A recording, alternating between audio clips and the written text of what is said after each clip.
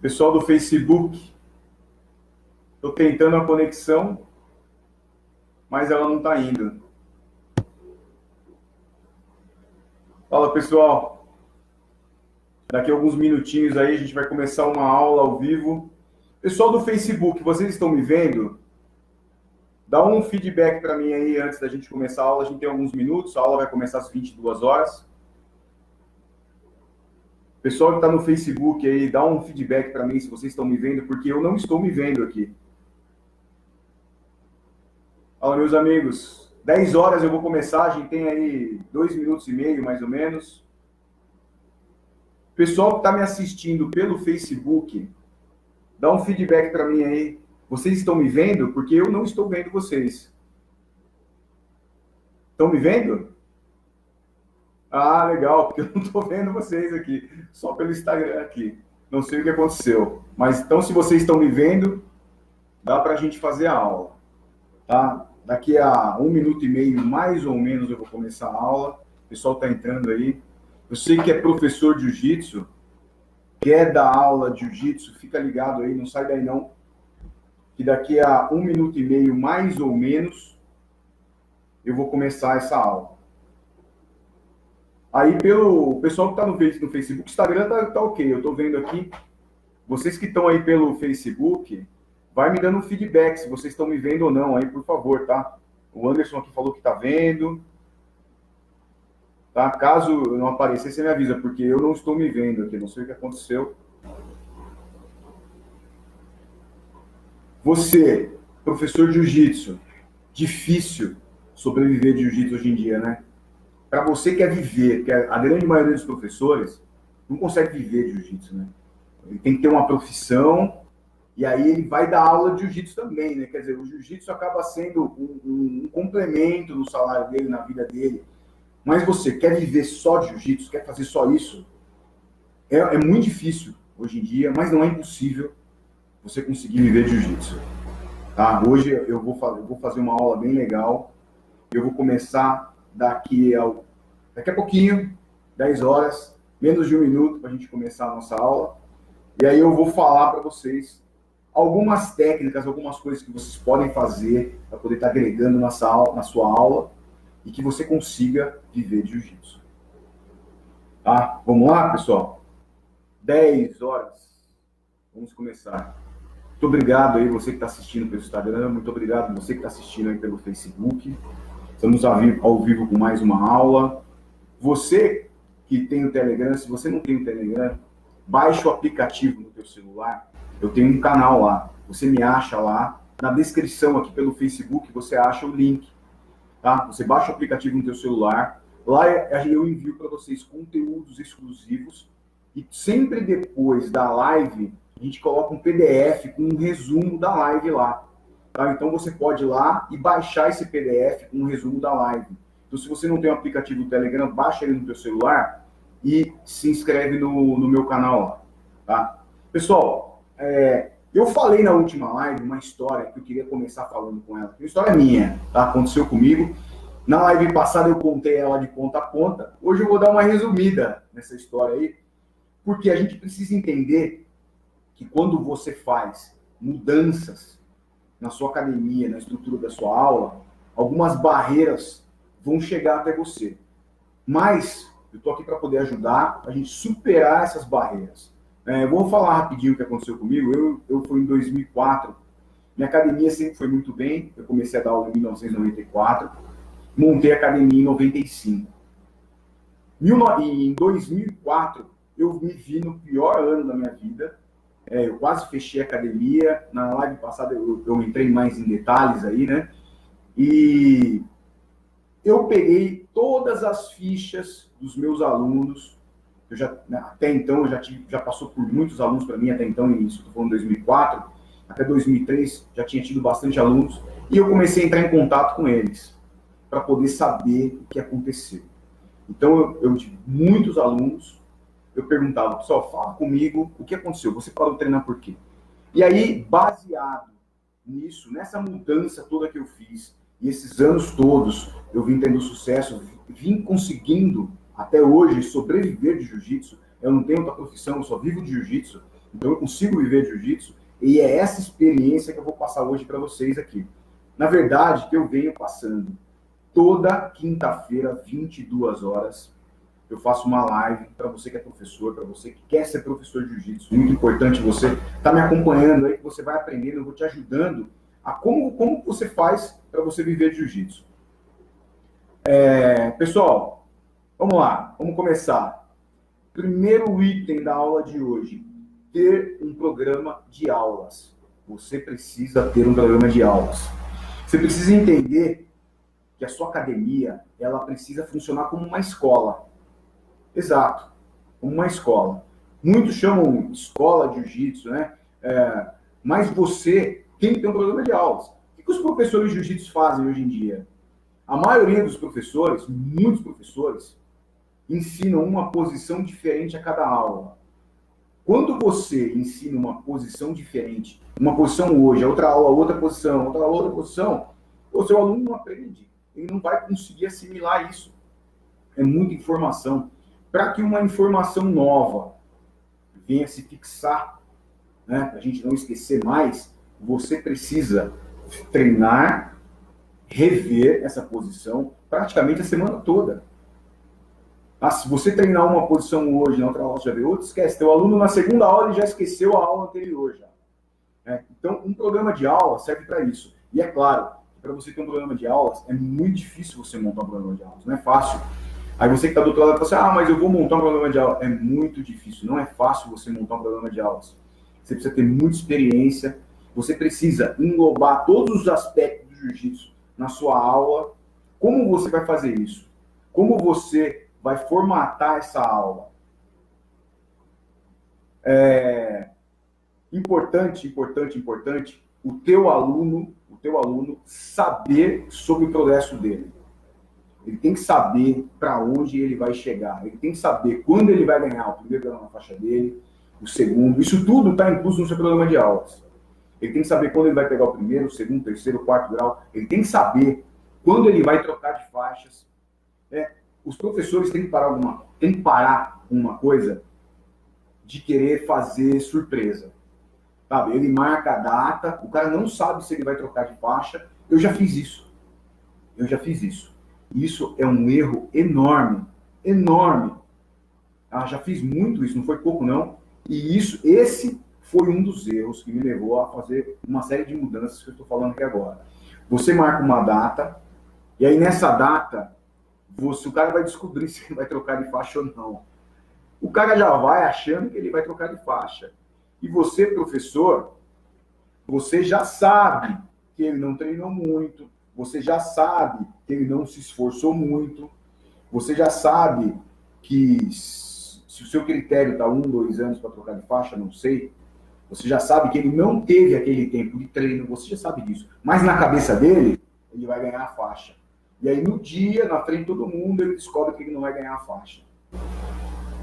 A chance desse cara parar é muito grande. Teve até um caso, há pouco tempo agora, que o pessoal espalhou, saiu falando por aí, você deve saber disso, você não sabe, você vai ficar sabendo. O cara ia pegar a faixa roxa e o professor não deu faixa roxa. E ele entrou na justiça. Acho que não sei se ele pediu danos morais, alguma coisa assim, mas ele entrou na justiça com o professor. Um absurdo o aluno entrar na justiça porque não pegou uma faixa. Mas isso é um caso excepcional. Acredito que a maioria, acho que o primeiro caso que eu fiquei sabendo, nunca fiquei sabendo de um negócio desse na história. Mas muita gente para de treinar por causa da decepção, porque ele acha que ele merece. Então você precisa mostrar para o teu aluno o caminho que ele vai percorrer. Ele tem que saber que uma quantidade X de aulas ele vai ganhar 1 grau, uma quantidade X de aulas ele vai ganhar 2. Se ele atingir uma determinada quantidade de aulas, ele está apto a trocar a faixa. Não quer dizer que ele vai trocar, ele está apto a trocar a faixa. Então, isso é muito, muito, muito importante. Você pode fazer esse controle como é que eu faço? Tem professores que contratam empresas e tem aplicativo, mas são caros esses aplicativos. Se você não tem a condição de fazer isso, você pode fazer uma coisa muito simples, que eu faço, uma coisa muito simples. Eu tenho uma carteirinha Essa carteirinha, eu consigo dobrar ela, eu não tenho uma aqui para mostrar, desculpa, foi falha minha. Eu dobro ela e ela fica do tamanho de uma carteirinha, e a gente desdobra e tem marcação de aula, vai de 1 a 100 aulas, eu consigo marcar o dia que ele treinou e o mês que ele treinou. Então é um controle meu que eu faço com o aluno. Eu já tive aluno que ele, na verdade, ele vai vendo o progresso dele. Ele vê que ele está frequentando a academia há 1 ano, mas de treino ele tem 8 meses. Então o aluno, às vezes, na grande maioria, ele não vem nem falar com você, porque ele está acompanhando o progresso dele. Então, importante você ter um programa de aulas. Eu vou ter novidades sobre o programa de aulas. Você pode me acompanhar as minhas lives aí. Eu vou ter uma novidade bem legal sobre o programa de aulas para você. E importante, o aluno acompanhar o progresso dele. Ele tem que saber do progresso dele, ele tem que acompanhar. Ele tem que saber para onde que ele vai. Ele não pode, no dia da graduação, descobrir que ele não vai pegar a faixa. E ele acha que está pegando a faixa. Pessoal do Facebook aí, dá um feedback para mim. Estão me vendo? Continuam me vendo? Tá? Por favor, bota no comentário aí. No final, pessoal, eu não vou responder perguntas agora, tá? No final da live, eu vou abrir 20 minutinhos, meia hora, a gente pode até estender aí, dependendo da quantidade de perguntas, mas eu vou abrir para a gente fazer, para vocês fazerem perguntas. Então, segura a tua pergunta aí, não sai daí não, tá? Que a live só vai melhorando. Essa aula de hoje está muito boa. Pessoal do Facebook, por favor, dá um feedback para mim aí nos comentários, se vocês estão me vendo. Eu quero saber se vocês estão, acredito que sim. Já vou continuar a aula normal, obrigado. Deixa eu só confirmar aqui se o pessoal está me vendo. A gente já continua essa aula aqui, ó. A imagem está ótima. Boa, obrigado, Bruno. Vamos lá, pessoal. Eu falei do programa de aulas, das novidades que nós vamos ter aí. Você não pode ensinar posições diferentes, você tem que ter um programa, tem que seguir esse programa. O ideal é que esse programa de aulas não seja uma posição diferente a cada aula, eu já falei disso. Esse programa, ele tem que ser semanal. Então, você vai ensinar a mesma coisa a semana toda. Ah, mas a aula vai ficar chato. É legal o aluno chegar e não saber o que vai acontecer. Você pode fazer isso no aquecimento. O aquecimento, você pode ir mudando ele. Eu aconselho mudar de tempos em tempos. A cada 1 mês, a cada 2 meses, você muda o aquecimento. E a aula não fica chata, tá? Então, o aluno, ele aprende a mesma coisa a semana toda. Por quê? Você tem que ter certeza que o teu aluno vai aprender o que você está ensinando. Eu vou bater nessa tecla bastante. Professor de YouTube. Você vai lá no YouTube pesquisar o que você vai ensinar. Sua aula fica sem pé e sem cabeça. A aula de jiu-jitsu é igual... Eu vou fazer uma comparação aqui só para poder ilustrar. É como construir uma casa. Então, imagina que você vai construir uma casa. Você comprou lá o terreno, você não preparou o terreno, você simplesmente colocou as paredes e você quer fazer o telhado. Essa casa vai cair. É igualzinho o jiu-jitsu do aluno que cada dia tem uma posição diferente. É um jiu-jitsu que não vai em lugar nenhum. E não chega, o cara não vai ficar nunca ali bom de guarda, ou ele vai pegar um joguinho dele ali, que ele ficou bom naquele jogo, alguma coisa que você ensinar que vai encaixar no jogo dele, que ele vai absorver, o resto, ó, é só para ficar uma aula legal, para ficar uma aula diferente, tá? Então você tem que ensinar, nesse seu programa, ele tem que ser semanal. O teu aluno, ele aprende a mesma coisa a semana toda, e ao final da semana, você vai ter certeza que ele assimilou e que ele aprendeu essa posição. Um exemplo disso, eu fiz uma passagem de guarda X na minha academia há um tempão atrás aí. E eu fiz essa passagem 1 semana inteira. É lógico, mais uma avaliação dela. Na segunda semana eu repeti ela e coloquei mais uma outra avaliação. Essa semana, na segunda e na quarta, eu fiz uma posição defendendo a guarda-laço e emendando nessa passagem de guarda. Então, a hora que o pessoal ia para a segunda posição, eles iam com uma facilidade absurda, todo mundo, porque realmente o pessoal aprendeu. Se eu tivesse ensinado essa posição uma única vez, eu ia ter que ensinar de novo, porque o pessoal não assimila, não aprende. Então, é importantíssimo você ter um programa de aulas Esse programa, as aulas são semanais, então eu trabalho isso essa semana que vem eu vou trabalhar isso. Quando eu falo isso, não é uma posição, né? É a estrutura da aula, né? Que eu vou falar daqui a pouco da estrutura da aula, não sai daí, eu vou falar daqui a pouco da estrutura da aula. Essa estrutura da aula tem que ser repetida, tá? Professor, você tem que fazer o aprendizado inteligente, que é o que eu já falei, se eu não me engano, não sei se foi acho que foi na live anterior ou na passada, não me lembro. Mas esse aprendizado inteligente faz parte do seu programa de aulas. Você não pode de jeito nenhum, querer falar muito. Na hora que você vai ensinar, é importante você saber que você tem que ser objetivo, curto e objetivo. Falar claro, não ficar querendo explicar demais. Quanto mais você fala, mais você confunde quem está do outro lado lá, tá? E tem que ser objetivo. Quando você pegar uma posição que é muito difícil, você vai ensinar essa posição em etapas. Tá? Ensina a posição em etapas. Por exemplo, eu estou usando sempre o mesmo exemplo, tá? Meia guarda profunda. Para quem conhece a meia guarda profunda, ótimo. Ele vai entrar embaixo, depois ele volta. Tá?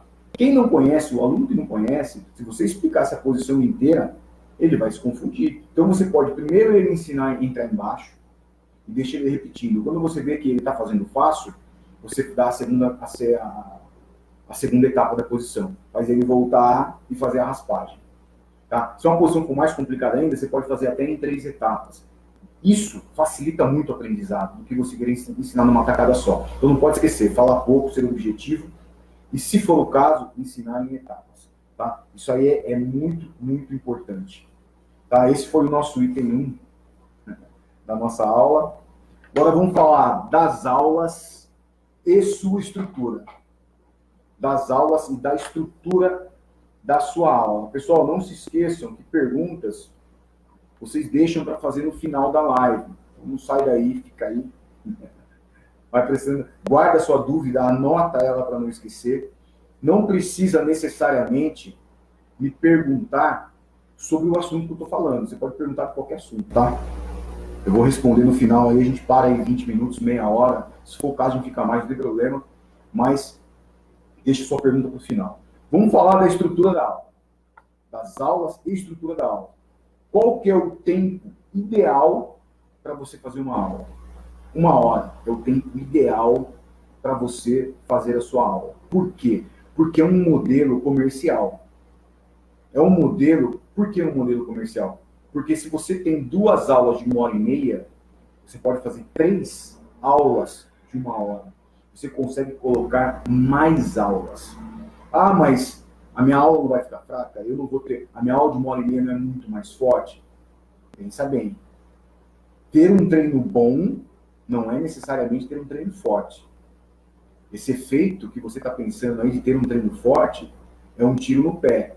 Você ter um treino muito forte, você perde aluno, você não ganha aluno. Você tem que ensinar jiu-jitsu.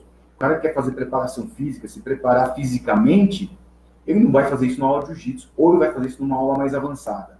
Nós estamos falando aqui, por enquanto, aula de iniciantes e intermediária, até intermediária, tá?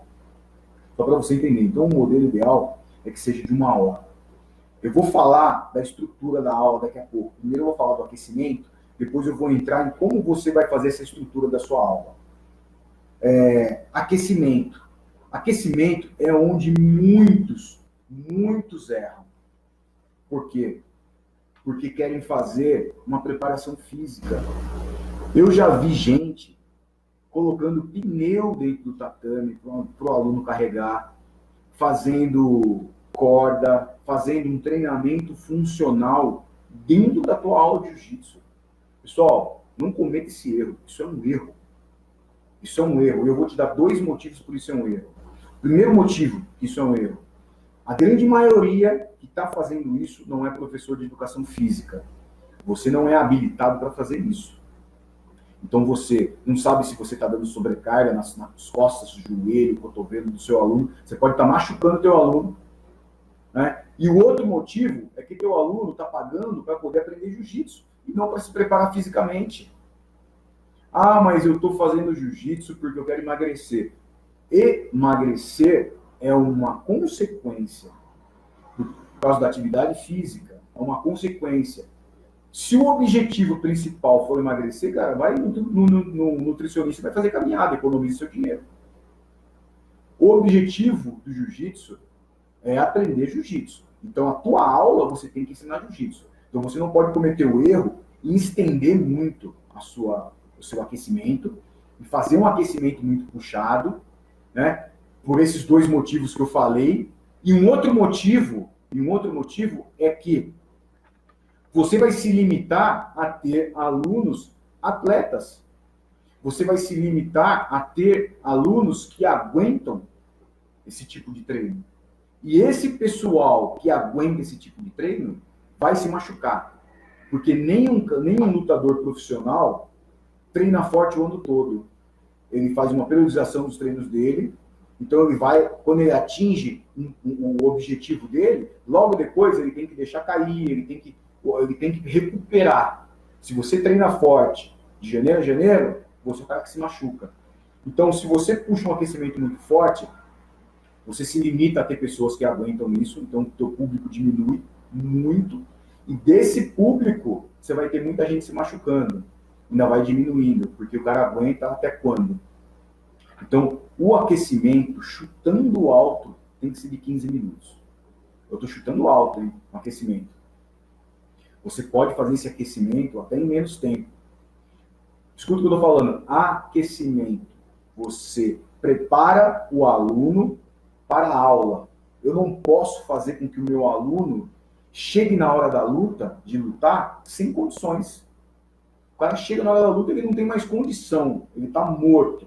Ele vai se machucar. Ele não vai treinar, ele não vai conseguir desenvolver as posições na hora da luta. Ele tem que chegar na hora do treino de luta bem aquecido, bem suado, para que ele não se machuque. Então lembra, tem que ser aquecimento, tá bom?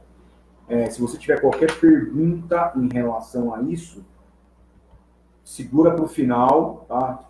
Isso aqui está entrando aí agora. Perguntas, pode ser qualquer pergunta, não precisa necessariamente ser sobre o assunto que eu estou falando. Anota aí, para você não esquecer, e no final eu abro aí um tempo aí para eu poder responder as perguntas. Agora eu vou falar da estrutura da aula. Quanto tempo você vai fazer, o que você vai fazer. Nós estamos falando agora de uma aula de iniciante, tá? Não é uma estrutura. A estrutura de uma aula de alunos intermediários é outra. A estrutura de uma aula de alunos avançados é outra. Se você quiser montar turmas de competidores, que eu vou falar mais para frente, é outra. Tá? Então, segura aí que eu vou falar de tudo isso daí. Estrutura de uma aula para iniciantes. Falei já do aquecimento máximo 15 minutos. Nesse aquecimento, o teu aluno tem que aprender os rolamentos, ele vai aprender os exercícios de base, ele vai aprender os rolamentos, frente, costas, lado, ele vai aprender as saídas de quadril, ele vai aprender a fazer os rolinhos, ele vai aprender a usar o quadril dele, você pode aquecer com alguns drills, tá? O seu aluno vai aprender a levantar em base, e ele vai aprender isso tudo no aquecimento, que vai durar no máximo 15 minutos.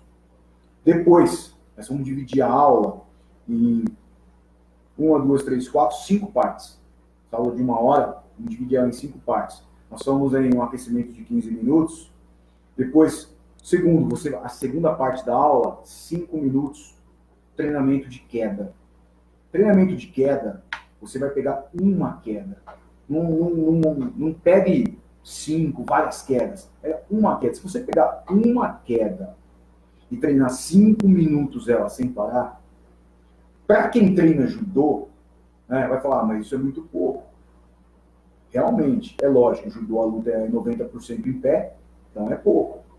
Mas, para o nosso meio do jiu-jitsu, que ninguém treina em pé, ninguém. São raríssimas academias que botam para treinar em pé. Quando você bota 5 minutos todo o treino, é muita coisa. Tá? É muita coisa. Você vai fazer esse treino de 5 minutos. Logo depois, na sequência, né, tem uma coisa que eu gosto muito, que eu chamo de briga de pegada. É uma luta em pé. Mais uma luta em pé sem derrubar. Porque o judô tem um alto índice de lesão. Porque quando você cai em cima do ombro, cai em cima do braço, um cai em cima do outro, torce o joelho, torce o tornozelo. Você lutar derrubando machuca muito. Você não quer que seu aluno se machuque. Eu quero que ele aprenda queda, eu quero que ele aprenda a se movimentar, ganhar pegada. Importante, porque não adianta nada você saber derrubar, saber dar uma queda, se você não está com a pegada ganha. Então, você vai ensinar ele a ganhar pegada, ele vai movimentar, ele vai encaixar as quedas e ninguém vai derrubar. Essa briga de pegada, ela pode variar de 3 a 5 minutos.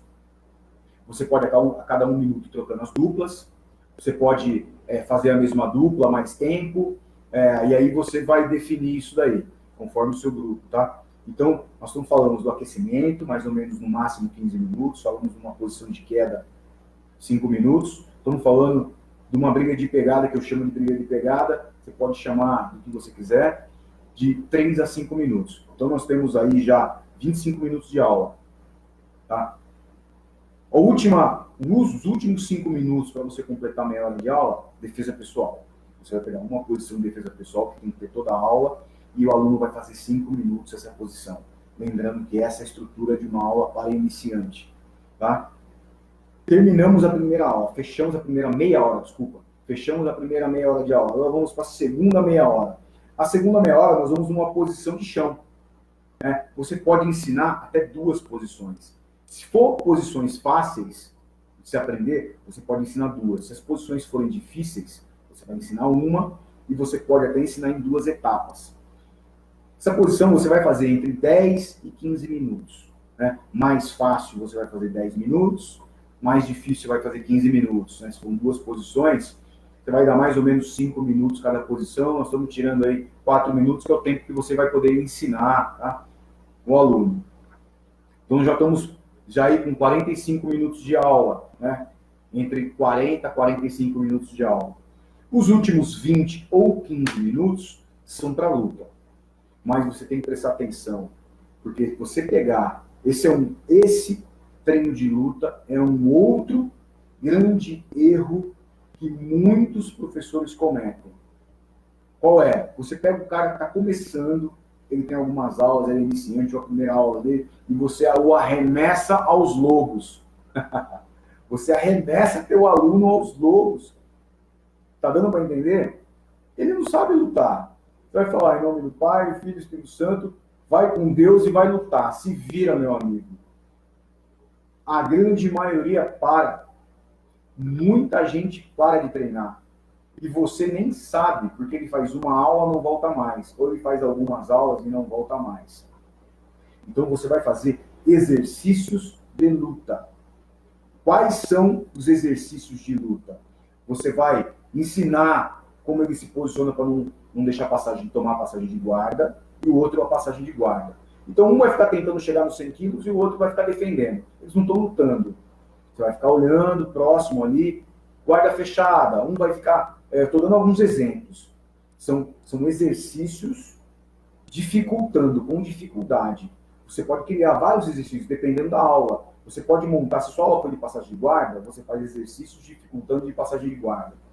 Se sua aula foi de ataque nas costas, você pode fazer os exercícios dificultando com o ataque nas costas.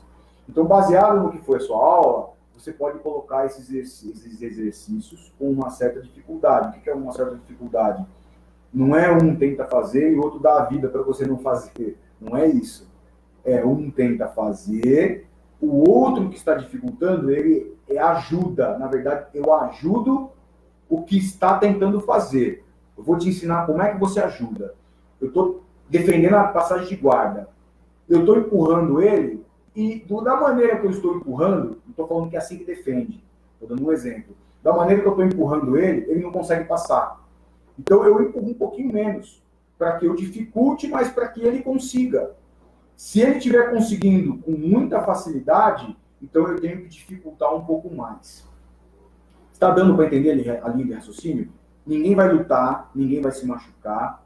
Eu vou criar a dificuldade necessária para que o exercício seja feito com a dificuldade, mais que o exercício seja feito. Ele vai conseguir. Se o objetivo é passar, ele vai conseguir passar. O de baixo é um ajudante. Quem está nas costas defendendo uma finalização é o ajudante. Eu não deixo ele me finalizar. Ele treinou uma finalização hoje. Eu vou lá, fico defendendo. Mas se eu estiver defendendo demais, eu alivio para ele conseguir. Você não vai entender? Você faz com que o seu aluno iniciante inicie. Então, dessa maneira, ele vai aprendendo, e quando você menos perceber, ele já está lutando. Né? Você foi dando exercício, então isso não desmotiva, não tem perigo de você jogar ele para os leões e ele não voltar mais. Né? E tem aluno que gosta de ir nos iniciantes, tem que prestar atenção nisso, ficar botando o joelho na barriga dos caras, ficar se aproveitando que o cara não sabe. E aí você perde aluno, né? Então você não pode deixar isso acontecer. Tá? Então falamos do aquecimento, falamos da estrutura da aula, expliquei como é que deve fazer a luta, os treinos de luta, não são lutas, são os treinos de luta, né? Quando você for ter um programa que vai do iniciante para o intermediário, tem que tomar cuidado para não ter uma diferença muito grande. Porque às vezes você tem esse formato de aula iniciante. Quando você tiver um formato de aula intermediária, ela tem que ser um nível acima.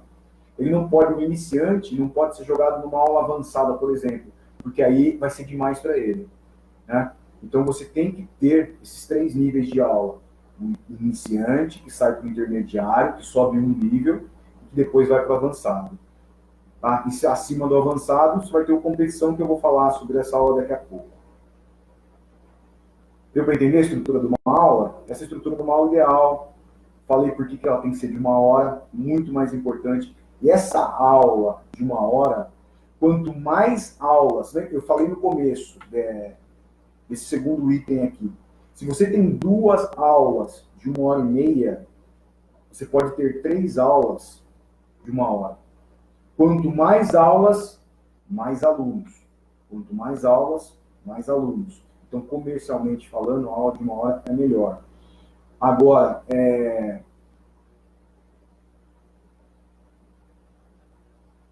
tem que tomar cuidado com uma coisa. Às vezes você monta, você fala, tá beleza, Liboni, eu vou escutar o que você está falando, eu vou tirar minha aula de 2 horas ou minha aula de 1h30, vou fazer as aulas mais comerciais de 1 hora, que nem você está falando, vou fazer isso.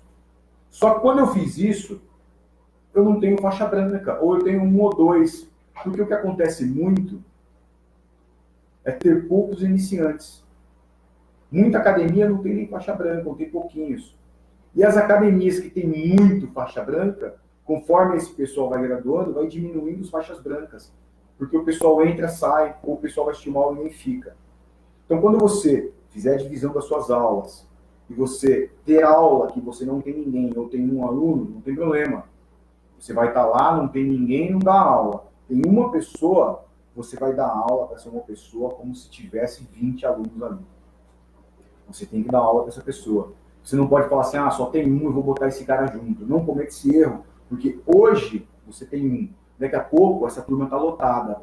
Com a divisão certa, com o trabalho certo, aos poucos você vai colocando aluno.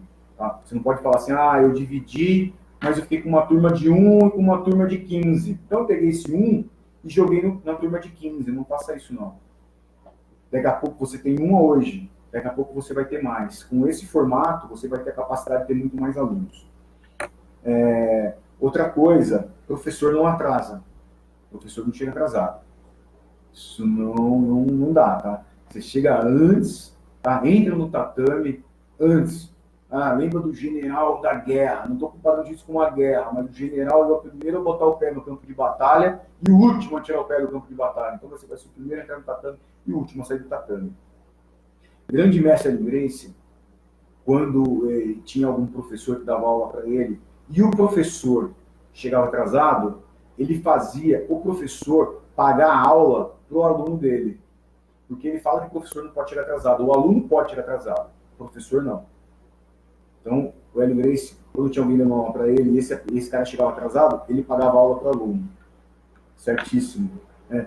Grande mestre Hélio Gracie, para variar, sempre além do seu tempo. Sempre além do seu tempo. Tudo que nós estamos falando aqui, ele já fazia lá atrás.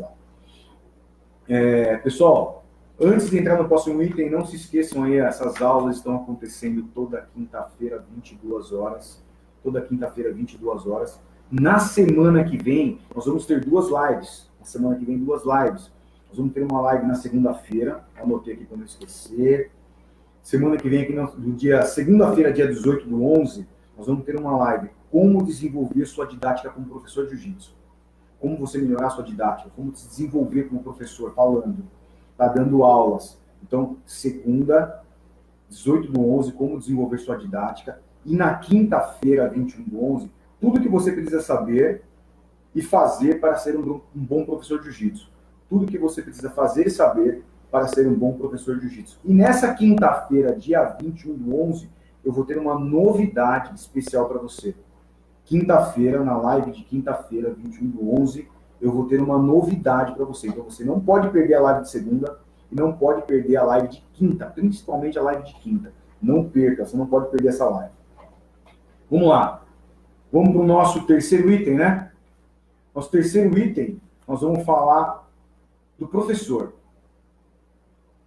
Você, professor, como você vai se portar na aula? Professor, você tem que deixar o ambiente o mais saudável, o mais legal, o mais alegre possível dentro da sua academia. Professor, o tempo todo com um sorriso no rosto. Né? Eu falei, eu não sei se foi na primeira live que eu fiz aqui, que eu falei, eu tenho um aluno e a família dele toda treina comigo. Um dia ele chegou e falou para mim assim, professor, eu não queria treinar não tô legal hoje, eu posso ficar com você aí, ficar conversando, batendo papo, olhando o que você tá dando? Então tá tudo bom lá. Ele ficou no canto, eu fiz a aula, aí quando dava ele falava comigo, em determinado momento ele conversou mais um pouco comigo, chegou um determinado momento ele falou, professor, eu vou embora já, tá ótimo. Eu falei, viu, mas tá bem, não treinou, veio aqui, cara, eu venho aqui porque minha energia sai daqui renovado. Minha energia é muito boa, eu tava precisando dessa energia e nunca você apertou a minha mão sem me dar um sorriso. Ele falou, eu nunca vi você apertar minha mão sem me dar um sorriso. Eu vou falar aqui, eu não sou perfeito, eu já errei muito. E foi por causa desses muitos erros que eu consegui chegar nos acertos que fazem com que a gente consiga sobreviver de jiu-jitsu. Um acerto que hoje eu acerto até demais nele, é no excesso de sorriso. Então, professor, você tem que deixar um ambiente saudável na tua academia, um ambiente alto astral, tá? Você tem que estar sempre com um sorriso no rosto. Professor não pode querer ser o Deus soberano dentro do seu tatame. Tem muito professor que é assim. O pessoal me fala, então, às vezes, você está assistindo a minha live e teu aluno já mandou mensagem para mim e você não sabe. Eu recebo muita mensagem do pessoal falando, poxa, meu professor fez isso, meu professor fez aquilo. Eu nunca oriento para a pessoa passar da academia, não faz isso, vai conversar com ele. Fala para ele, porque o pessoal não fala. Teu aluno não fala com você. Ele tem receio, ele tem medo. Depende da tua postura. A tua postura impede que teu aluno vá até você, falar uma coisa que ele acha ou fazer uma reclamação. A reclamação, é importantíssimo você ouvir a reclamação do teu aluno. Importantíssimo. Por que é importantíssimo você ouvir? Porque baseado nessa reclamação, eu vou me corrigir. Se ninguém vier reclamar comigo, como é que eu vou me corrigir? Às vezes eu estou fazendo uma coisa errada e eu vou embora fazendo isso. E eu não sei que está errado. Às vezes eu não tenho essa noção, eu não tenho essa visão. Mas se o aluno chegar em mim e falar, então eu tenho que ter uma postura totalmente receptiva. Eu não posso ficar na minha aula como Deus Todo-Poderoso em cima de um altar. Não vem falar comigo, paga 20, todo bravo, pitbull, isso aqui é coisa para... Não sei, cara, isso não existe. Isso não existe. Se você faz isso, o teu aluno não vai falar com você, o teu aluno não faz a reclamação que vai te ajudar a melhorar, e ele vai acabar indo embora. Então você não pode ser o Deus Todo-Poderoso absoluto. Você tem que ser um simples mortal como o teu aluno que está ali. Quando o teu aluno vê que você é uma pessoa simples como ele, isso vai te aproximar muito mais dele do que você querer colocar medo nele. Tá? Por medo não dá. Professor, você tem que ser amigo do teu aluno, prestativo e próximo. Quando eu falo próximo, no sentido profissional. Tá? Você tem que ser independente de quem seja. Independente de quem. E independente Se o teu aluno ali dentro, o teu amigo que convive com você, que vai na tua casa, que sai à noite com você, que vai aquele parceiro de churrasco, tá? Eu vou tratar todos iguais. Eu não vou diferenciar quem é o meu irmãozão e não vou diferenciar do aluno que está ali. Não vou diferenciar. Não posso fazer essa diferença, tá? Todo mundo é igual dentro do tatame. Essas coisas são importantíssimas. Ah, mas o que isso tudo que você está falando é importante para sobreviver de jiu-jitsu? Se você não fizer tudo isso que eu estou falando, você não vai sobreviver de jiu-jitsu. Você não vai sobreviver, você não vai conseguir sobreviver de jiu-jitsu. Eu quero que você sobreviva de jiu-jitsu. Eu quero te ajudar nisso. Então escuta o que eu estou falando, porque, como eu já falei, eu dou aula há 25 anos, tenho academia há 24 anos, sou faixa preta há 24 anos, treino há 40 anos. Agora, em janeiro de 2020, eu vou fazer 25 anos de faixa preta, vou fazer 41 anos que eu faço jiu-jitsu. Já errei muito. Sabe quando o seu pai, sua mãe fala, não faz isso, que você vai se dar mal, não faz isso, você vai lá e faz e quebra a cara? Eu tô aqui fazendo o papel do papai e da mamãe. Eu falo, não faz isso, eu já rachei a minha cara nisso, eu não quero que você rache a sua. Então me escuta. Brincadeiras à parte aí, mas eu tô falando sério. É sério. Outra coisa, professor, que tem muito professor que erra com o celular. Tem muita gente que vem falar para mim aí, eu sei, o professor, ele fica ali, ó, o vício maldito. Pega o celular e tá dando aula. Cara, professor, você não vai fazer isso dando aula. Você não vai fazer isso dando aula. Como eu falei na live passada, professor ativo. Professor fica de pé, professor fica andando, falando e corrigindo. Ah, tá todo mundo fazendo. Tá todo mundo fazendo. Direitinho, não tem ninguém errando. Eu posso sentar? Pode, tá todo mundo fazendo. Você olhou, corrigir todo mundo, tá ali. A sala tá pequena, tá ao alcance dos seus olhos.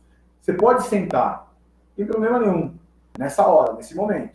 Você pode sentar, porque tá tudo encaminhado já, beleza, mas fica ali, um olho no peixe e no gato. Ah, mas eu vivo disso, tenho meu marketing, eu vou fazer uma história ali na aula, eu tiro uma foto durante a aula. Ok, eu faço isso de vez em quando. Pega ali, faz a história super rápido no momento que você pode fazer e já guarda o celular, tá? Você não vai ficar respondendo mensagem, não vai ficar falando com ninguém. Pessoal, o Instagram caiu. Espera aí que eu vou reconectar.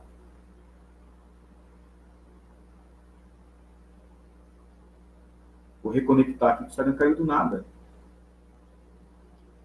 Instagram caiu do nada caiu. Facebook está em ordem aqui? Só do Facebook, me dá um feedback aí, se está tudo ok. Está tudo em ordem? Instagram caiu, o pessoal está entrando de novo. Facebook aqui, ó, pessoal, bota um comentário aí, só para eu continuar aqui, só para eu não tô vendo vocês. Comenta aí se está tudo em ordem para eu poder continuar.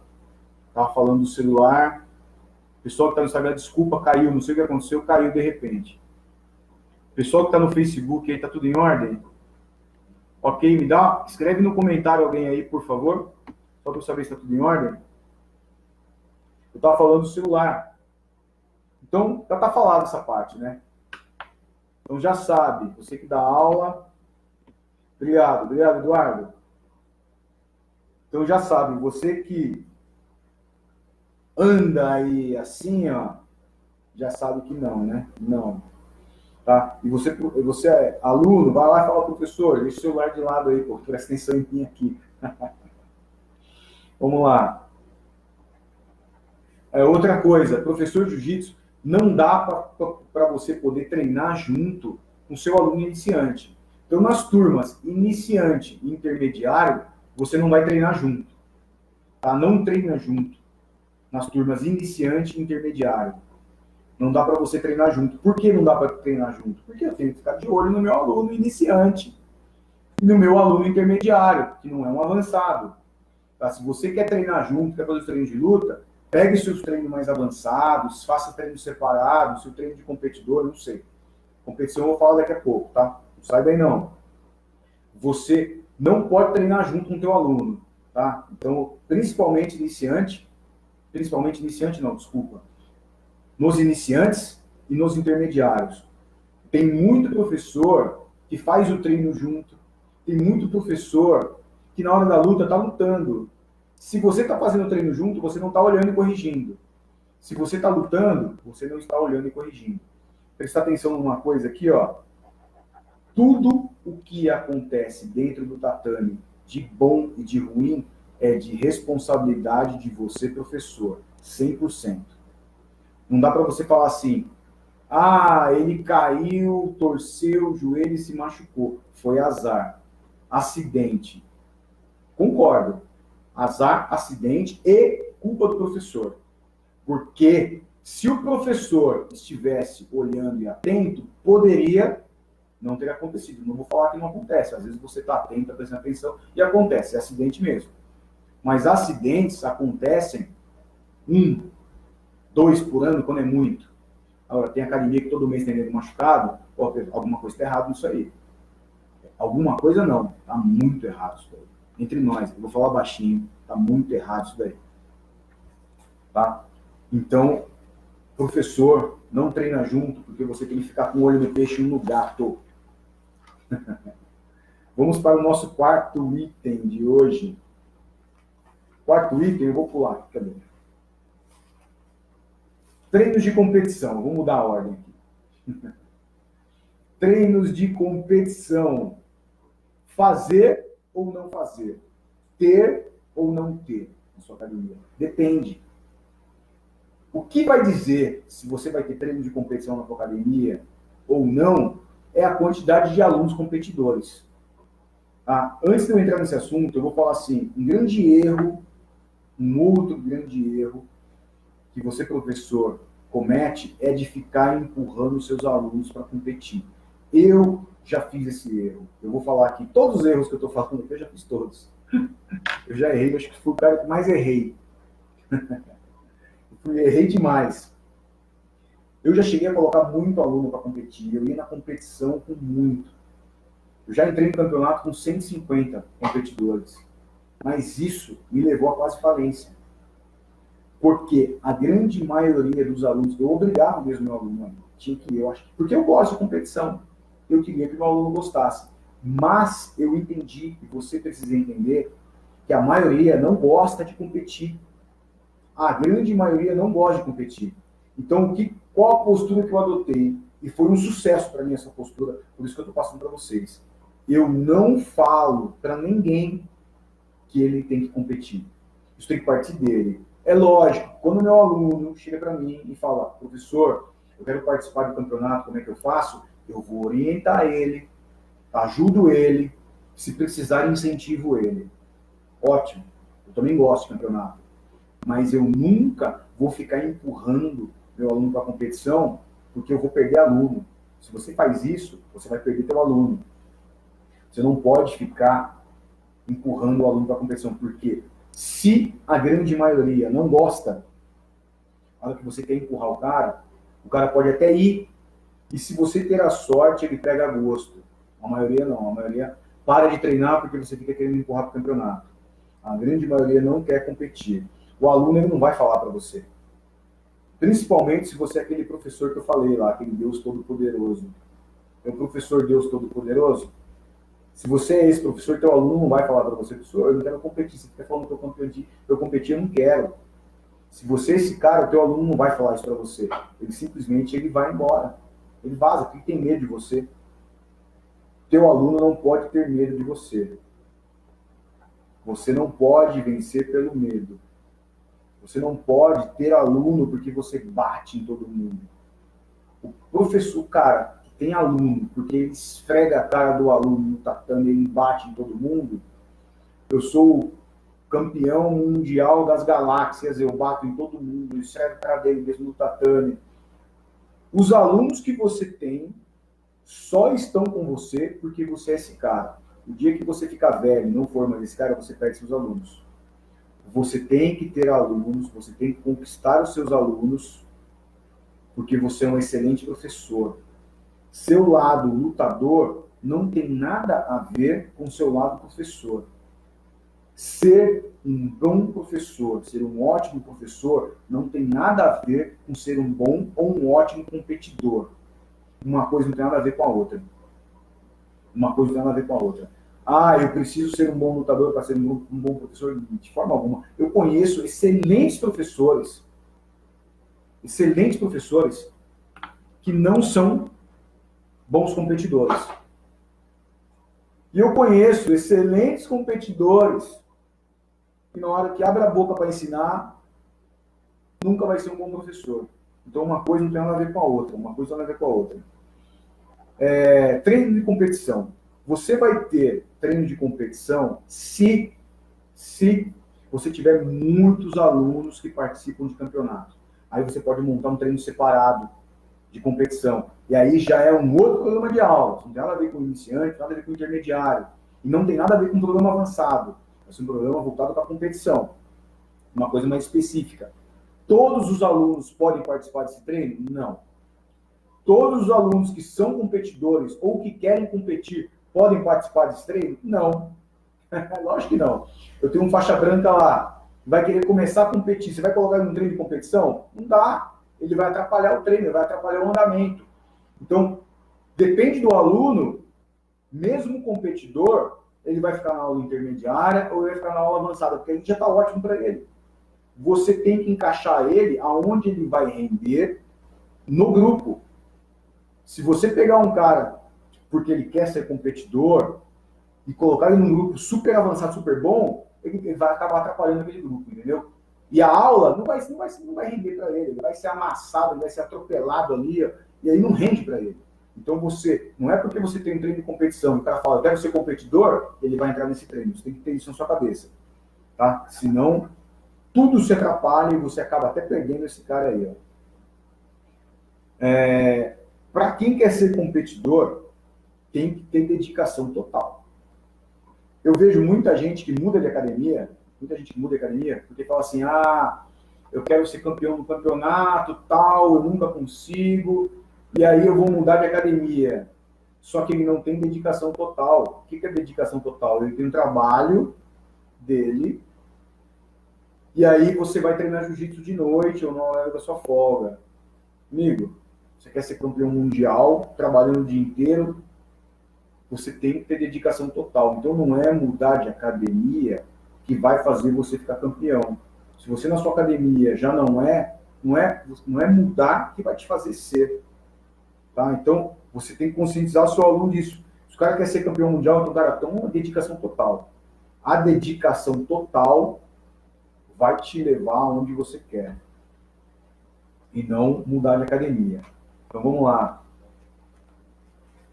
Vamos para o nosso quinto item. Estamos chegando perto do final. No final, eu vou abrir para perguntas. Então segura a sua pergunta aí para o final. Tá? Eu vou abrir para a gente fazer as perguntas aí.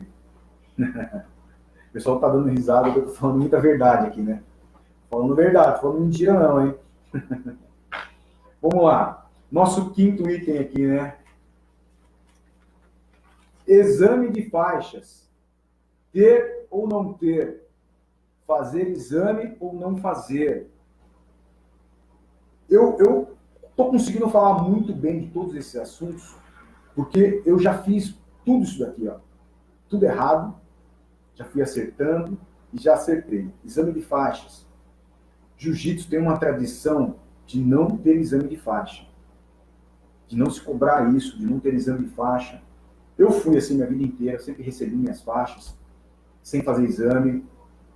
E quando eu comecei a dar aula, consequentemente, fiz igual, né? Não fazia exame. E o que aconteceu comigo? O que eu mudei? Porque é o seguinte, quando você faz um exame de faixa, hoje eu faço o exame de faixa. Hoje eu acho válido o exame de faixa. É lógico que você não vai cobrar um absurdo. O preço tem que ser justo, tem que ser um valor justo. Não vai cobrar um absurdo, não vai falar, vou te cobrar 500, 600 mil reais, para não passar isso. Tem que ser um valor justo, né? Não é um negócio que ninguém consiga pagar. E tem que ser uma coisa séria. Quando você tem um programa de aulas, você consegue fazer um exame. Como é que você vai fazer um exame se você não tem um programa de aulas? Cada dia você ensina uma coisa diferente. Como é que você vai ensinar? Você vai pedir o que no exame? Se cada dia você pede uma coisa diferente, você vai falar, consulta o YouTube lá, porque o YouTube é meu mestre. E aí eu vejo tudo que eu ensino para você aqui, eu consulto no YouTube. Então você tem que ter um programa de aulas, porque em cima desse programa de aulas que você vai fazer o seu exame. Eu não fazia exame, e aí eu cometi aquele erro de o aluno só descobrir se ele ia pegar faixa ou não no dia. Então isso não é de erro. Quando o teu aluno sabe aonde vai chegar, fica muito mais fácil. Eu sei que eu preciso de uma quantidade X de aulas para poder ganhar um grau. Eu sei que eu preciso de uma quantidade X de aulas para ganhar uma faixa. O teu aluno vai muito mais na academia, você vai ter mais presença dele lá, quando ele sabe o caminho a ser percorrido, do que quando isso é uma incógnita. Eu não sei quando eu vou ganhar um grau, eu não sei quando eu vou ganhar a faixa, fica tudo a critério do Deus Todo-Poderoso, porque o professor é assim, né? E aí fica uma incógnita, e o aluno acaba desmotivando. Agora, quando ele está olhando lá, eu sei que na quantidade X de aulas eu vou pegar esse grau, eu sei. Quando ele chegar no final, tem um exame muito coerente. E na minha academia, o pessoal treina para fazer esse exame, melhora muito o aprendizado do aluno, porque ele se dedica para passar, ele se dedica, o exame é sério. Então, o pessoal, eles se dedicam para poder passar nesse exame. Então, eu melhorei a fixação do aprendizado com o exame de faixas, eu melhorei a seriedade no ensino, e eu dou um caminho. O aluno, ele sabe quando ele vai chegar nisso. Então, isso faz todo sentido, isso melhorou muito as minhas aulas, melhorou muito até na retenção do aluno, porque quando o aluno sabe o caminho a ser percorrido, ele sabe que o negócio é sério, ele sabe que vai ter um exame, isso fixa mais, prende mais ele. Nós estamos agora num período que agora, final de novembro, eu faço os exames. Todo mundo que vai fazer exame já sabe, desde o começo do ano. Ó, esse é o ano que você vai fazer exame. Tem que treinar, não pode ficar sem treinar. Tem um acompanhamento das aulas. Eu sei que eu marco aula por aula que o aluno vai. Então, isso tudo vai fazendo com que você consiga até reter o seu aluno. Tem muita gente, você tem duas maneiras de você dar faixa para o teu aluno. Cada um pode ter o teu tempo, é lógico, porque um entra hoje, um entra amanhã, então você vai estipular se é 1 ano, 2 anos, 3 anos, não sei o que você vai fazer. Você vai estipular isso, quando ele chegar no tempo dele, ele pode pegar durante a aula. Muita gente faz isso, não é errado. Eu faço um evento, sempre no final do ano, e aí eu dou a faixa ali. Muita gente acha errado, né? Não concorda com o evento, porque não concorda com o evento porque há surpresa. No meu caso, não há surpresa. O aluno ele já sabe quando ele vai ganhar a faixa.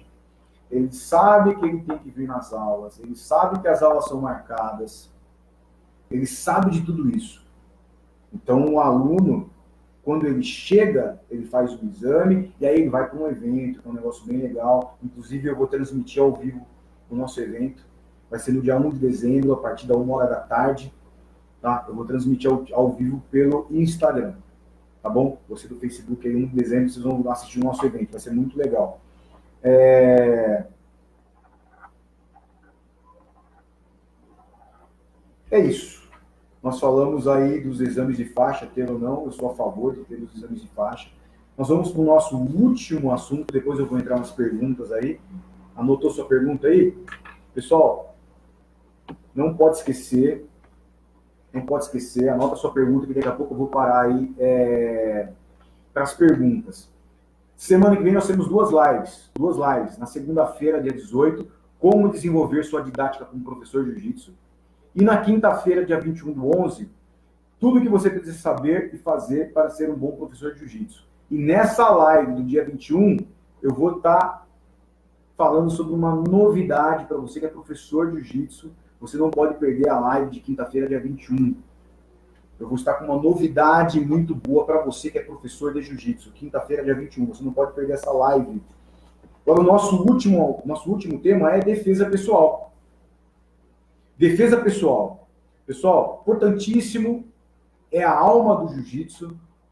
A alma do jiu-jitsu é a defesa pessoal. Vou explicar um negócio rápido aqui para vocês. O Instagram está com uma conexão aí, voltou a conexão. Vou explicar um negócio rápido. Como a gente chegou nesse nível de competição que a gente tem hoje? Vou tentar falar rápido sobre isso. O jiu-jitsu, quando veio para o Brasil, se eu não me engano, entre 1910 e 1912, mais ou menos, né? Quando a família Gracie trouxe o Conde Poma, Mitsui Maeda, a família Gracie era uma família de diplomatas, trouxeram o Conde Poma para cá. Descobriram que ele era professor de jiu-jitsu, né? E aprendeu com eles. Bom, depois o Carlos Gracie, o Hélio Gracie, via as aulas, eu não vou contar a história. Mas, o que vocês já devem saber, o jiu-jitsu, né, que não era conhecido como jiu-jitsu, mas o jiu-jitsu, era a defesa pessoal, e aí caía no chão, tinha uma chave de braço. Era a defesa pessoal, caía no chão, tinha uma finalização. A luta era baseada na defesa pessoal, e a parte do corpo a corpo era muito pequena. E aí o que acontece? Quando você vai fazer dificultando, e duas pessoas sabem a coreografia, por que eu estou falando entre aspas? Porque não é uma coreografia, mas é um movimento coreografado. Quando duas pessoas sabem o que vai acontecer, você não consegue fazer. Então, quando você vai fazer, vamos fazer valendo, e aí eles se pegam, você acaba entrando no corpo a corpo, cai no chão e entra no corpo a corpo. Dessa maneira, o jiu-jitsu ele vai evoluindo, que a gente chegou no ponto que a gente chegou hoje. Chegou numa época que eles falaram, a gente tem que fazer campeonato em academias. Mas o jiu-jitsu, quando o pessoal lutava na porrada. Então não dá para eu pegar meu amigo e sair na porrada com ele. Então tira a porrada, vamos pegar aquela parte que a gente se embola e vamos fazer campeonato. Foram tirando as regras, e as regras foram se adaptando e foi lutando. Eu sei a história toda, mas não vou contar aqui, a gente pode falar numa outra oportunidade, mas senão eu já vou tomar muito tempo. E aí o jiu-jitsu chegou no ponto que a gente chegou hoje. Só que essa parte esportiva desenvolveu fantasticamente. Desenvolveu muito bom. Isso é bom, isso é excelente. Excelente essa evolução. O ponto negativo é o esquecimento da defesa pessoal. Isso é um ponto negativo. A gente não pode esquecer a defesa pessoal. Qual a importância da defesa pessoal? Se você vai brigar na rua, eu vou falar brigar na rua, mas se defender, lógico. Quando eu sempre falo brigar, é se defendendo, nunca atacando ninguém. Quando você vai sair na mão na rua com alguém, eu não quero rolar com esse cara no asfalto. Eu não quero fazer isso. Eu quero acabar rápido com isso. Eu quero quebrar ele em pé, eu quero dar uma queda, eu quero acabar rápido com essa situação. É aí que entra a defesa pessoal. Agora, quando você aplica a defesa pessoal e você não consegue, vocês partem para a luta corporal, entra a luta. Então eu costumo falar que a defesa pessoal antecede a luta. Uma frase minha isso. A defesa pessoal antecede a luta. Eu vou tentar me defender sem ter que lutar com você. Caso isso não aconteça, nós vamos ter que lutar. Então a defesa pessoal serve para poder acabar rápido. Eu não tenho que lutar com você. Eu quero acabar rápido com essa situação. Estão dando para entender a importância da defesa pessoal. E outra coisa mais importante, que eu falo muito, qualquer um, eu, você, qualquer professor, com raras exceções que vão a uma academia de luta para querer emagrecer, raras exceções, mas a grande massa vai numa academia de jiu-jitsu porque quer se defender. E ponto final. E não porque quer competir. A competição pode acontecer depois. Ela pode se sentir interessada e querer participar de competição depois. Mas no primeiro momento, né, quando ela vai numa academia de jiu-jitsu, ela quer aprender a se defender. E ela tem que aprender a se defender. Pessoal, ótimo. Vamos lá? Vamos abrir para perguntas? Pessoal, eu não vou voltar aqui, que tem muita gente aqui, ó, não dá para voltar todos os comentários. Então a hora de perguntas é agora. Pessoal, pergunta aí. Quem quiser fazer uma pergunta aí, joga aí. Eu vou ler sua pergunta, vou te responder. Marcelo, lá no Instagram, como explicar posições para crianças? Espera aí, que o pessoal perguntou para caramba. Como explicar posições para crianças em um curto espaço de tempo de forma eficiente? Boa pergunta. Pessoal, crianças são posições em uma ou no máximo duas etapas. Uma ou no máximo duas etapas. O que é isso? Posições fáceis. É lógico, quanto menor, mais fáceis a posição que você vai ensinar. Quanto maior, mais difíceis podem ser as posições. Tá? Mas, de um modo geral, as crianças pequenininhas são posições fáceis. E você ensina essas posições em uma e duas etapas. Quando a posição é fácil demais, uma ou duas etapas. Tá? Sempre posições fáceis. Vamos alternar aqui. Você, Jeff Juca, lá no Facebook está me perguntando, você coloca os treinos no Gui? Ótima pergunta, hein? No plano de aula? Sim. Qual a melhor maneira para o planejamento trimestral, semestral ou anual? Muito obrigado, Jeff. Coloco sim. Essas aulas sem kimonos tem que ter no mínimo uma vez por semana. No mínimo uma vez por semana. Por que a gente não coloca mais as aulas sem kimono? Porque não há necessidade. Tudo que você faz com o kimono, você consegue aplicar, tirando bola, lapela, essas coisas, essas pegadas, você consegue aplicar. E tudo que você faz sem kimono, você aplica na aula. Então, pelo menos uma vez por semana, você tem que ter uma aula sem kimono. E o teu aluno tem que fazer essa aula. Porque o dia que ele tiver que se defender na rua, não tem kimono. A não ser que você tenha a grande sorte de ela estar com aquele jaquetão de couro na sua frente. Né? Ele bateu em você com uma jaqueta de couro. Brincadeiras à parte aí, tá?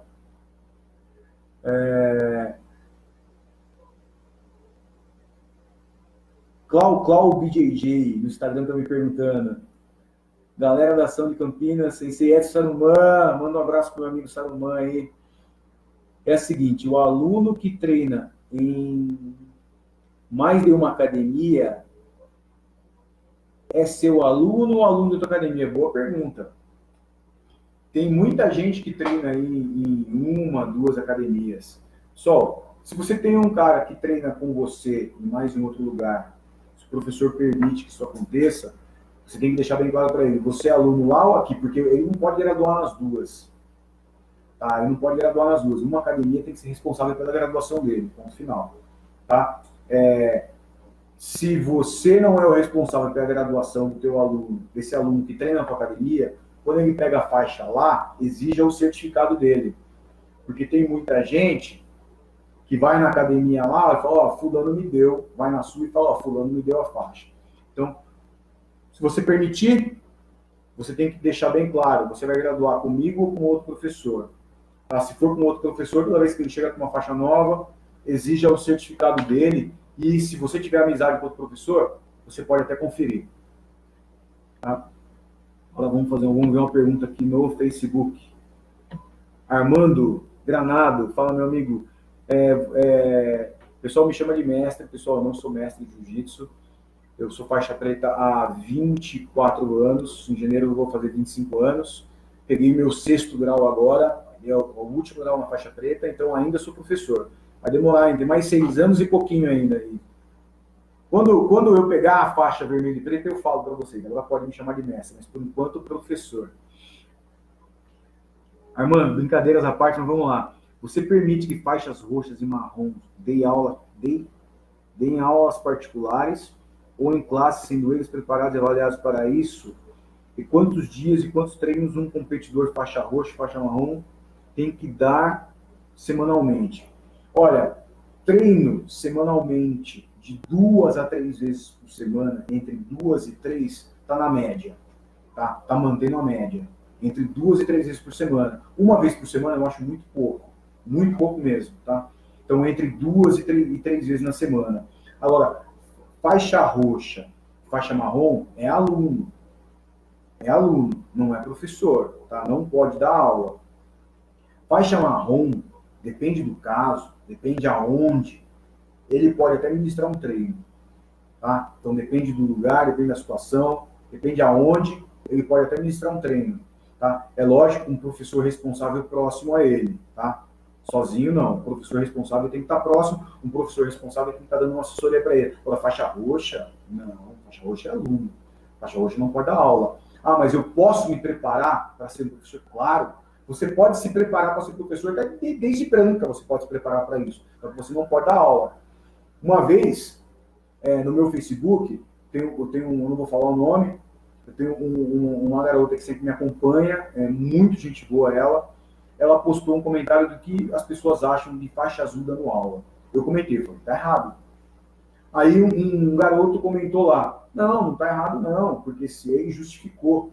Mas na cidade, o cara é faixa azul, não tem ninguém, ele pode dar aula. Eu falei, isso aí é um azar, que não tem ninguém, azar das pessoas daquela cidade, mas não pode. Ah, ele pode sim. Não pode. E ó, uma frasinha, olha o poste fazendo xixi no cachorro.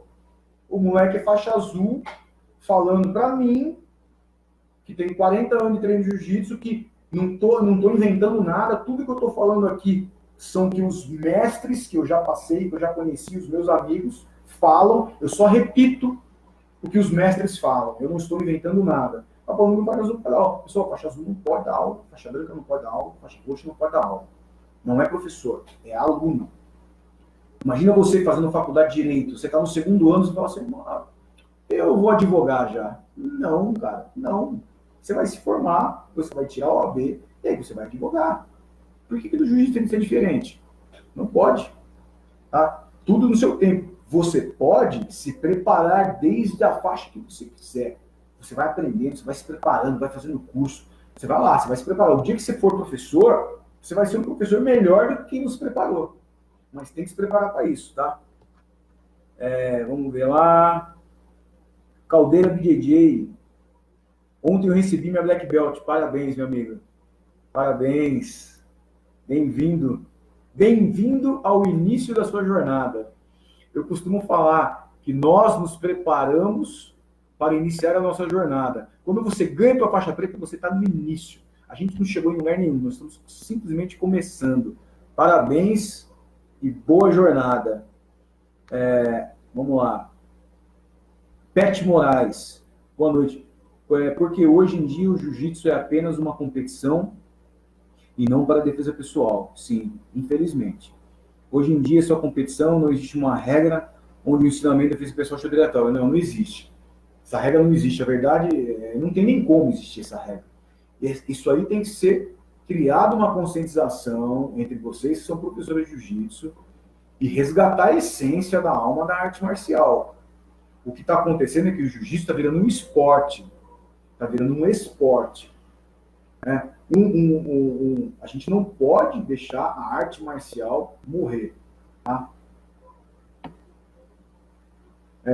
Fábio Rico, fala meu amigo, aqui no Facebook me perguntando em que momento você faz o controle da presença dos alunos? Aula a aula, aula por aula. Eu tenho uma carteirinha que ela vai com a numeração de 1 a 100. Tá? Você pode fazer um cartão, você pode fazer uma carteirinha. A carteirinha minha ela vai dobrando, né? Porque de 1 a 100 não cabe, né? Numa carteira pequena. E aí eu tenho um espaço onde eu marco o dia e o mês que ele veio. Então, toda vez que o aluno vem, tem um fichário, ele pega a carteirinha no fichário. Quando ele vai entrar no tatame, ele me entrega a carteirinha. Eu guardo. Quando acaba a aula, ou quando acaba o dia, eu sento lá e eu vou marcando na carteirinha dele o dia e o mês que ele veio. Então eu sei o dia e o mês que ele treinou. Todas as aulas. Nessa mesma carteirinha, ele sabe, tá ali marcado que quando ele chegar na aula tal, ele vai ganhar 1 grau. Quando ele chegar na aula tal, ele vai ganhar 2, 3, 4, até ele estar apto a trocar de faixa.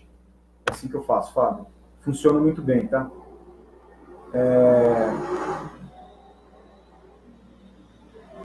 Vou responder mais uma pergunta aqui no Instagram. Seu ensino de defesa pessoal inclui faca, bastões e arma de fogo? Sim, claro. O Gracie Jiu-Jitsu, o grande mestre Eric Gracie, tem tudo isso. Tem as defesas de faca, arma de fogo, pedaço de pau. É lógico, quando eu ensino defesa pessoal de faca e arma de fogo, eu sempre falo dos meus alunos em todo o curso que eu estou dando. Não estou falando para vocês se defenderem. Quando alguém puxar uma faca ou uma arma de fogo, corre, cara, não tenta se defender. Agora, para que você treina a defesa pessoal contra a arma de fogo e faca? Se não der para você correr, se der que você vai morrer passivo, morrer brigando, cara. Eu não vou me entregar, entendeu? Mas é só se sua vida estiver em risco. Você nunca vai reagir a um assalto. Eu sempre falo isso toda hora. Vamos mais uma pergunta aqui no Facebook. O senhor vai mandar notificação para as próximas lives? Sim, pessoal, eu mando notificação sim para as próximas lives. Eu tenho um post lá na minha página no Facebook. Nós temos um post lá, você pode cadastrar o seu e-mail, tá? Tá lá um post que fala sobre professor, tem um desenhinho meu, você pode ir lá, cadastra o seu e-mail lá, que a gente manda por e-mail para você as novidades, a gente notifica das lives, tá? Sendo que as lives, nós temos, semana que vem tem duas, semana que vem são duas. Segunda-feira, dia 18, como desenvolver sua didática como professor. Na segunda-feira, 22 horas. Na quinta-feira, 22 horas, tudo que você precisa saber para fazer, tudo que você precisa saber e fazer para ser um bom professor de jiu-jitsu. E nessa live da quinta-feira, às 22 horas, próxima quinta, eu vou ter uma novidade especial para vocês. Vocês não podem perder essa live de quinta. Tá? Pessoal, vamos lá, tem mais uns minutos para responder pergunta aí. Valeu, meus amigos. Qual o tempo mínimo para a faixa branca? Olha, esse tempo mínimo para a faixa branca, ele tem muitos professores fazem de maneira diferente. Tem gente que deixa 1 ano, tem gente que deixa 2 anos. Esse tempo mínimo você pode mexer nele. O que a gente não pode mudar é o tempo máximo. Então, assim, faixa preta é 10 anos de jiu-jitsu. Faixa preta é 10 anos. Tem gente pegando com 4, 5 anos, pelo amor de Deus, não dá. Ó, pensa numa coisa. Ah, mas o cara é talentoso. Eu conheço quem pegou em 3, quem pegou em 4 anos a faixa preta, o cara bate em todo mundo. Entendam uma coisa. O fato de você bater em todo mundo não te faz um faixa preta de jiu-jitsu. Se alguém de outra arte marcial entrar na sua academia e meter porrada em todo mundo, ele é faixa preta de jiu-jitsu? Não. Se você for numa academia de outra arte marcial, não vou falar o nome para o pessoal não falar que eu estou desmerecendo, de uma outra arte marcial, se você nunca treinou aquela arte marcial, se você bater em todo mundo, isso te faz um faixa preta daquela arte marcial? Não. O que te faz um faixa preta é aprender todo o sistema, ter um tempo mínimo para isso, porque esse tempo mínimo vai te amadurecer em todos os sentidos. E como eu falei anteriormente, ser um lutador excepcional não tem nada a ver com ser um professor excepcional. Então, quando a gente fala que um cara se tornou faixa preta porque ele bate em todo mundo e ele tem pouco tempo, com certeza absoluta falta muita coisa nele ali para ele ser um bom professor. Falta muita coisa nele. Que só o tempo vai dar isso para ele. Por isso que você precisa de 10 anos para ser faixa preta de jiu-jitsu.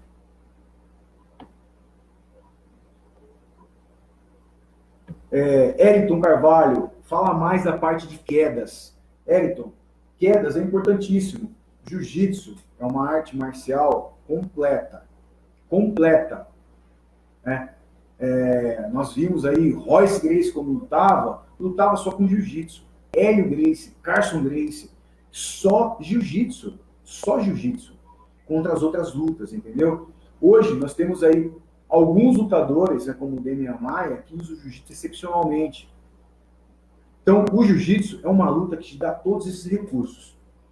Então, você tem que treinar queda. O que hoje em dia acontece é só chão, joelho no chão, joelho no chão, joelho no chão. Quer dizer, o cara quando vai para um campeonato de jiu-jitsu, a maioria não sabe nem o que fazer em pé. O pessoal puxa para a guarda.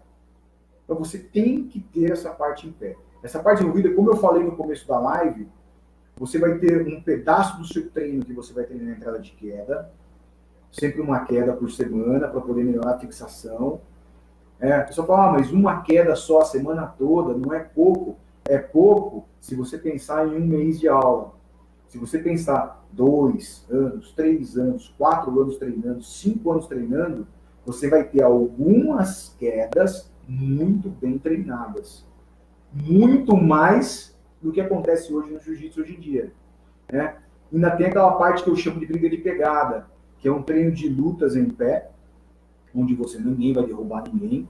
Ele vai trabalhar ganhar as pegadas, porque não adianta você saber derrubar se você não tem uma pegada boa que dá para você derrubar.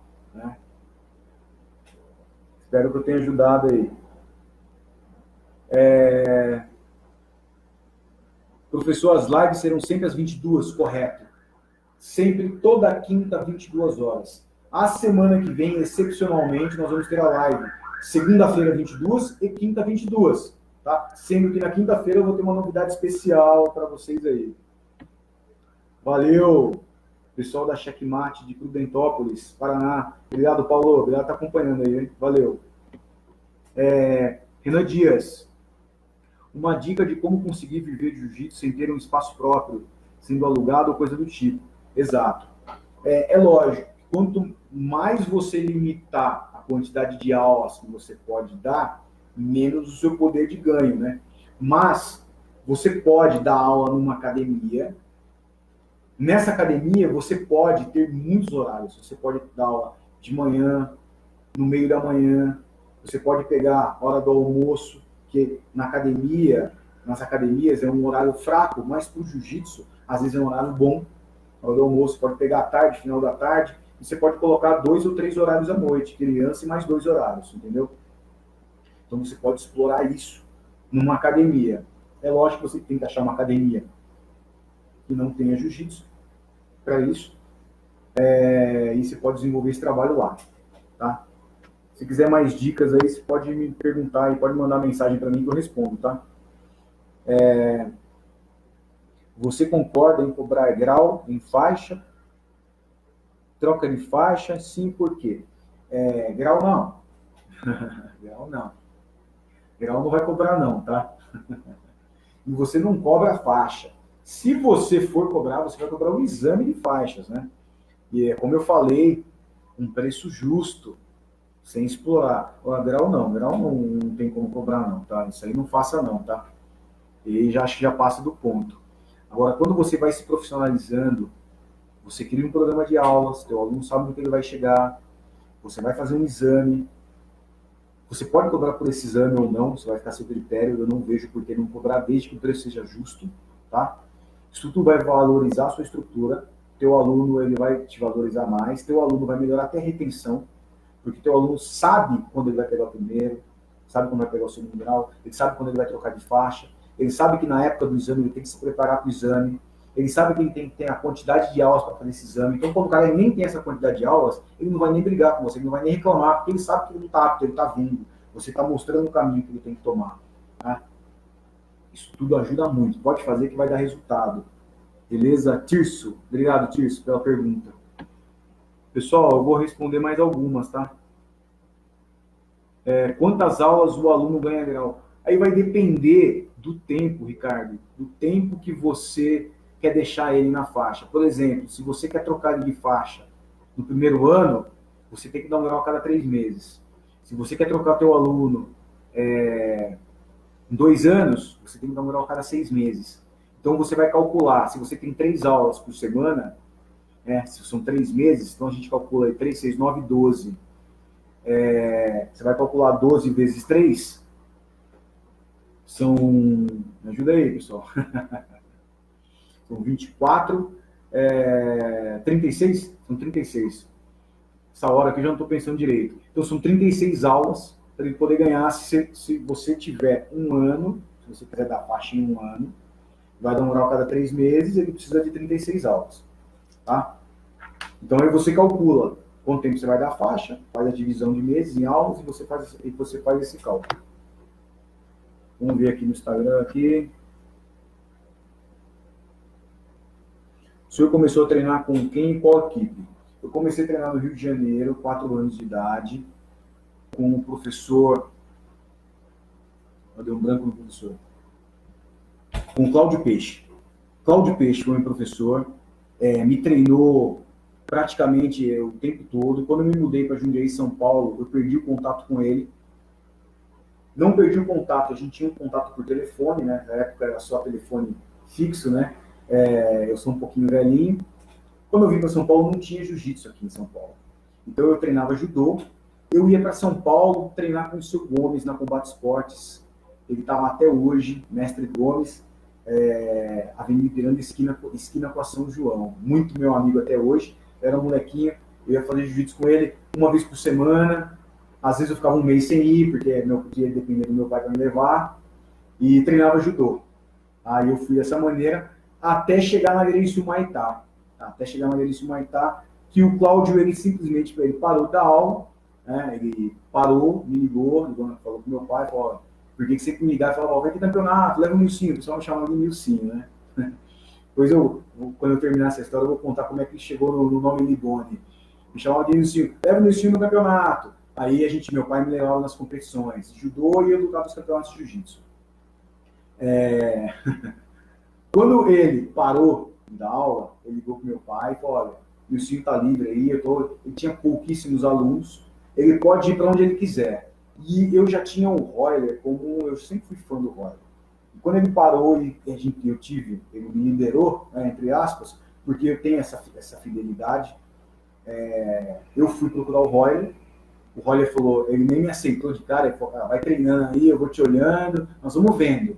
E aí eu fui treinando, e aí, consequentemente, eu consegui um patrocínio de uma empresa já extinta, da Varig. Então eu tinha uma passagem aérea por semana, e eu ia para o Rio de Janeiro uma vez por semana. Então eu ia treinar e voltava, né, para Jundiaí. Toda semana eu ia uma vez por semana, eu fiquei fazendo isso um tempasso. Fiquei treinando lá e eu fui indo até o dia que ele me aceitou para a equipe, e eu estou lá até hoje, não saí mais. Eu tenho essa questão da fidelidade. Eu acho que se o Peixe não tivesse parado, eu estaria representando o nome dele, mesmo estando longe, eu estaria representando o nome dele até hoje.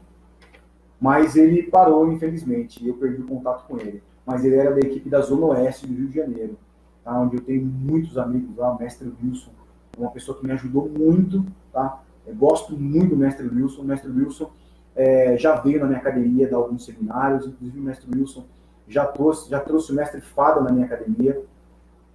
Eu ia falar de uma história que... eu ia falar como chegou no Liboni. Um dia, eu estava no Campeonato Brasileiro, levando os meus alunos já estava com um aluno, tudo, já estava pela Grêmio Maitá, e aí o Carlinhos Grêmio olhou pra minha cara e falou, cara, você não tem cara de Nilcinho, eu vou te chamar de Liboni. Liboni é mais a tua cara. E começou a me chamar de Liboni. Aí o pessoal ouviu, começou a chamar de Liboni e pegou. Então a primeira pessoa que me chamou de Liboni foi o Carlinhos Grace. Grande amigo, faz muito tempo que eu não vejo ele. Uma pessoa que já me ajudou. Meu primeiro visto nos Estados Unidos foi o Carlinhos Grace que tirou para mim. Eu agradeço ele de coração. Queria até vê-lo, né? Eu acho que em breve eu viro e mexo para os Estados Unidos aí. Tomara que um dia eu reencontre ele, eu gosto muito dele. E ele que me chamou de Liboni pela primeira vez e pegou.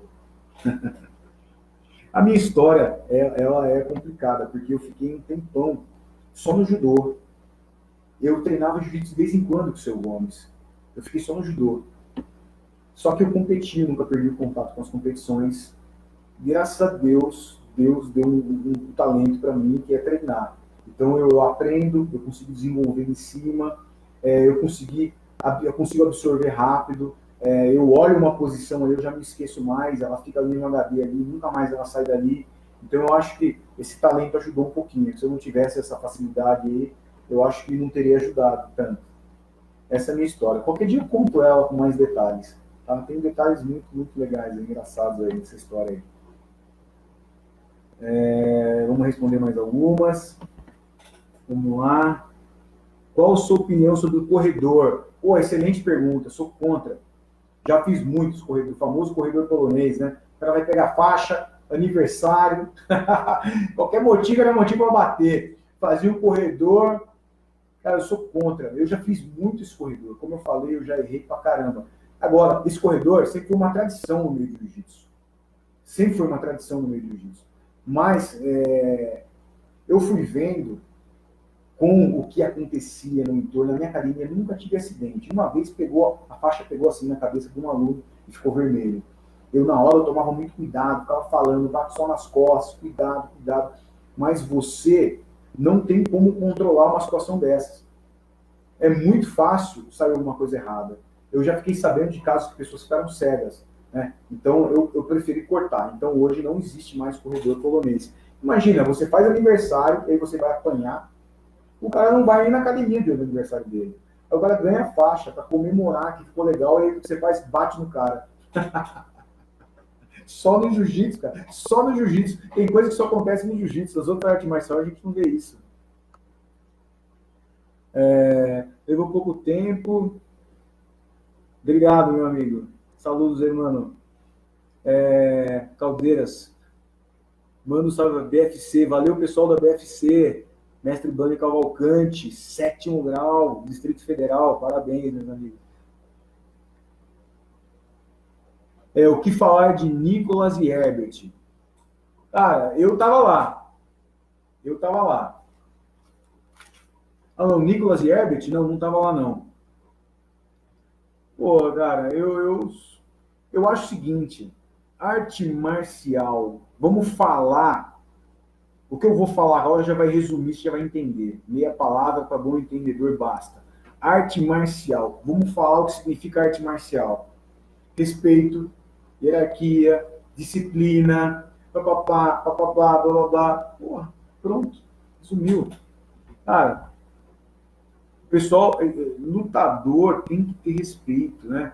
Uma coisa que o pessoal, lutador de MMA, principalmente no UFC, eles têm esse trash talking, de falar mal, de cara, eu acho que o negócio vai tão na contramão da arte marcial, né? Corredor, já falei. Caldeiras, qual a sua opinião sobre essa regra nova de campeonatos que estão acabando com o nosso jiu-jitsu nacional? Então, antigamente tinha menos regras. Né? O Carson Gracie mesmo falava que ele era contra proibir o batistaca. Não quer tomar, o Carson Gracie falava, não quer tomar batistaca, abre a guarda. Abre a guarda e você não toma batistaca. Aí, pô, se você for parar pra pensar, ele tem razão, cara. A proibição, não estou falando que eu sou a favor do batistaca, mas a proibição do batistaca fez com que todo mundo fechasse a guarda. Tem cara que luta com a guarda fechada e não sabe lutar de guarda aberta. Né? Eu acho que quanto mais regras, pior. Mas as regras, elas servem para proteger o atleta. Né? Então, por que as regras vão sendo criadas? De tanta gente que vai se machucando em determinada posição, então eles criam as regras para que evitem, eles proíbem, para que evite de mais pessoas se machucarem. É lógico que tem um ponto negativo e tem um ponto positivo. Essa pergunta é até bom que eu vou estender no treinamento. Quando você faz treinamento na sua academia, você tem que ensinar o jiu-jitsu todo. Meu aluno faixa branca, no programa de aulas básico, tem chave de joelho, tem aquela americana no pé, mão de vaca. Tem tudo isso. Porque o aluno, eu tenho que ensinar o jiu-jitsu completo para o meu aluno. É lógico que eu vou ficar em cima para ninguém se machucar, tem todo um cuidado para isso. Mas um cara não pode começar a treinar a chave de joelho quando ele pega marrom ou quando ele está próximo. Quando ele começar a treinar a faixa chave de joelho, ele é uma faixa branca na chave de joelho. Isso aí é uma coisa, quando ele chega na faixa marrom, ele já tem que estar, tem que estar bem treinado. Pessoal, ótimo. Muito obrigado aí. Não se esqueçam que semana que vem nós temos 2 lives. Às 22 horas, na segunda-feira, 22 horas, quinta-feira, 22 horas, sendo que na quinta eu tenho uma novidade especial para vocês. Quem quiser fazer mais pergunta aí, pessoal, pelo Instagram eu não consigo responder vocês mais, mas vão lá na minha página no Facebook, que mais tarde, ou amanhã no máximo, eu vejo a tua pergunta aqui no Facebook e eu te respondo, tá? Se quiser mandar uma mensagem direta para mim também, pode. Beleza, pessoal? Fica com Deus aí, grande abraço. Nos vemos na segunda-feira, 22 horas. Valeu, pessoal. Valeu. Agora eu preciso desligar a live aqui no Instagram, aqui em cima. Até mais. Fica com Deus.